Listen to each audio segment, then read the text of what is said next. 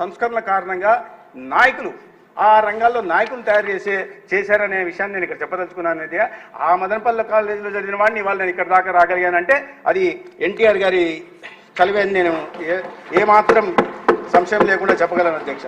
అటువంటి ఎన్టీఆర్ గారి పేరు మార్చడంలో ఔచిత్యం ఏంటో అర్థం కాదు. పోనీ వైఎస్ రాజశేఖర రెడ్డి గారే దానికి డాక్టర్ ఎన్టీఆర్ యూనివర్సిటీగా పేరు మార్చారు. దీని పేరు మార్చి వైఎస్ రాజశేఖర రెడ్డి గారి పేరు పెట్టడం వల్ల రాజశేఖర రెడ్డి గారికి జరిగిన గవర్నమెంట్ కూడా నాకు అర్థం కాదు అధ్యక్ష. ఇటువంటిది ఇంకోటి కూడా జరిగింది అధ్యక్ష. ఏదైనా పని ఏదైనా ఒక పథకం ఫలానా ముఖ్యమంత్రి ఫలానా నాయకుడు ముఖ్యమంత్రిగా ఉన్నప్పుడు ఏదో తీసుకొచ్చినప్పుడు వాళ్ళు పేరు పెట్టడంలో అర్థం ఉంది అధ్యక్ష. కానీ కడప జిల్లా గురించి కూడా ప్రస్తావించారు అధ్యక్ష.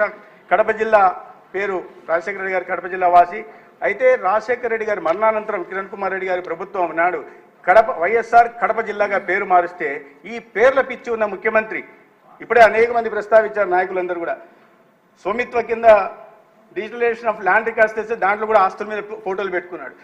అది కాక పేర్ల పిచ్చి ఒకటి అధ్యక్ష. ఈ పేర్ల పిచ్చిలో సర్వే రాళ్ల మీద అన్నిటి మీద పెట్టుకున్నారు. ఈ పేర్ల పిచ్చి కారణంగా కడప జిల్లాకి ఒక ప్రాశస్తం వైశిష్టత ఉంది, చారిత్రక నేపథ్యం ఉంది అధ్యక్ష. దాని పేరు గడప, తొలి గడప. కలియుగ స్వామి వెంకటేశ్వర దగ్గరికి వెళ్ళాలంటే అంత దూరం వెళ్ళలేని భక్తులు కడపలో వెంకటేశ్వర స్వామిని దర్శించుకుంటే అక్కడికి వెళ్తే ఎంత పుణ్యం లభిస్తుందో అంత పుణ్యం లభిస్తుందనే ఉద్దేశంతో దానికి తొలి గడపగా పేరుంటే దానికి క్రమేణా దానికి కడపగా మారింది. అటువంటి చారిత్రక నేపథ్యం వైశిష్టత ఉన్న పేరు పూర్తిగా మార్చేసి డాక్టర్ వైఎస్ఆర్ జిల్లాగా చేశారు అధ్యక్ష. దీంట్లో ఔచిత్యం ఏందో ఎవరికి అర్థం కాదు. దానివల్ల రాజశేఖర రెడ్డి గారికి గౌరవం పెరిగిందా లేదా వెంకటేశ్వర స్వామికి గౌరవం తగ్గిందా అనేది ఆయన సభలో ఉంటే చెప్పాల్సిన అవసరం ఉంది అధ్యక్ష. ఇటువంటి పేర్ల పిచ్చి కారణంగా ఒకవైపు ఈ మహనీయుని స్థాయిని తగ్గిస్తూనే రెండో వైపు రాజశేఖర రెడ్డి గారిని కూడా ప్రజల్లో చులకన చేసే విధంగా ఈ నిర్ణయం తీసుకున్నారు అధ్యక్ష. అదికాక ముఖ్యంగా నిర్ణయం వెనుక ప్రధాన కారణం ఏంటంటే ఎన్టీఆర్ గారి స్థాయిని తగ్గిస్తూ వారిని ఒక కులం ఘాటన గట్టే ప్రయత్నం చేసినట్టుగా అనిపిస్తుంది.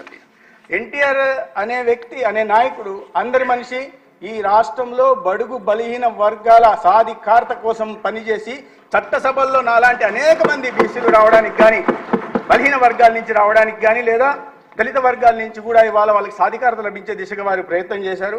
అటువంటి అందరి మనిషి అన్ని కులాలకు సంబంధించి కులాలకు అతీతంగా ప్రజలు ఆరాధించే వ్యక్తి పేరు మార్చడంలో ఔచిత్యం నాకు ఏమాత్రం అర్థం కాలేదు ఉద్దేశం. అంటే ఇటువంటి ఏ సంబంధంత ఉద్దేశంతో దీన్ని స్థాపించారో దాన్ని అర్థం చేసుకోవడంలో గత ముఖ్యమంత్రి పాపం విఫలం చెందినట్టు అర్థమైంది అధ్యక్ష.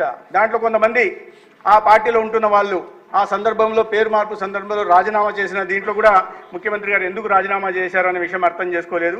నేను పేర్లు తీసుకోదలుచుకోలేదు కానీ అధ్యక్ష, ఎన్టీ రామారావు గారి కుటుంబ సభ్యులుగా చెప్తున్న వాళ్ళు ఈ యూనివర్సిటీకి ఎన్టీ రామారావు గారి పేరు సముచితం ఉన్నప్పుడు ఆ పేరు తొలగించినప్పుడు ఇంకా ఆ మోచేతి నీళ్లు తాగుతూ అదే పార్టీలో ఉంటూ ఉన్నారు అధ్యక్ష. అంటే ఎన్టీఆర్ గారి మీద కుటుంబ సభ్యులకి ఏమాత్రం గౌరవం ఉందో మనం అర్థం చేసుకోవాల్సిన పరిస్థితి ఉంది. నేను పేరు తెచ్చుకోవాలి ఈనాడు కూడా అదే పార్టీలో వైఎస్ఆర్సీపీ పార్టీలోనే ఉంటున్నారు అధ్యక్ష. వారి పేరు నేను చెప్పదలిగాను కానీ సమాజం మాత్రం దీన్ని గుర్తించాలి. అటువంటి మహనీయుని గురించి ఆ మహనీయుని పేరు చెప్పుకొని పబ్బం గడుపుకుంటున్న వ్యక్తులు పేరు మార్పు సందర్భంగా కనీస నిరసన తెలుపకపోవడం అనేది ఎన్టీ రామారావు గారి అవమానంగా నేను భావిస్తాను అధ్యక్ష.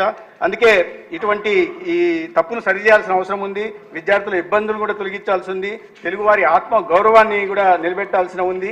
ఏ బ్రాండ్ అయితే ఆంధ్రప్రదేశ్ చూస్తుందో ఎన్టీ రామారావు గారి నందమూరి తారక రామారావు గారి బ్రాండ్ని ఆ బ్రాండ్ని మళ్ళీ నిలబెట్టాల్సి ఉంది.